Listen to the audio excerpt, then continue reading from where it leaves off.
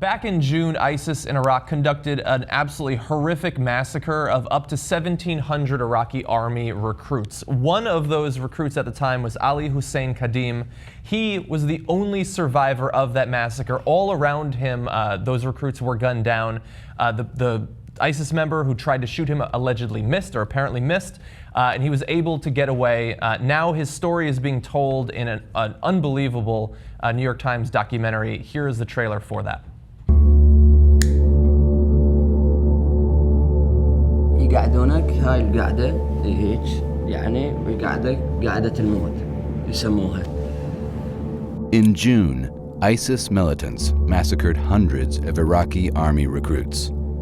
This man is the only known survivor.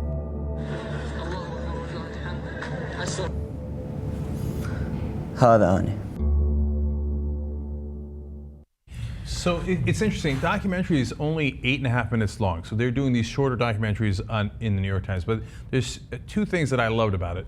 One, it's the New York Times, so they verified it to no end, right? So because I see that and I think, and we've had a lot of propaganda in the past, and it's hard to know what to trust. But in this case, they show you in the documentary how they verified it and et cetera, based on the videos that ISIS themselves shot.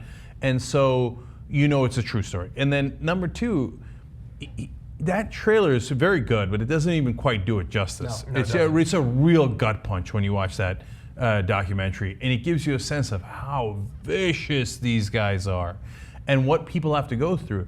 And finally, from my perspective, as I watch the documentary, at the end there, they get to how he's Shia, ISIS is Sunni. Those are the two biggest sects, obviously, in Islam.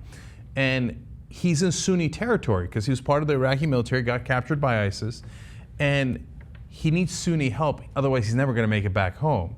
He tries to do it without the Sunni help, but he's got to go to neighbors eventually. After about 3 days, once he gets across the river, which was a huge challenge, when he escapes, his hands were still tied behind his back. He gets across the river, has to go way upstream so he can get out before he gets too far downstream that he flows right into an ISIS guard post. Right. And then after some time, evidently somebody who he'd encountered told ISIS, so they went looking for him. They knew he'd escaped. Yeah, and it reminded me of the good Germans hiding the Jews and helping them escape to safety. Good Europeans, I mean, not just Germans, but all Europeans all over, all over.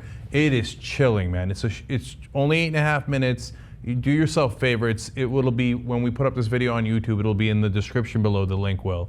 Definitely check it out. It's amazing. Yeah, I mean, basically every step of the way, how ISIS acted was just horrific. The psychological manipulation of telling the people who'd surrendered that we're gonna help you, and then they take them off in small groups.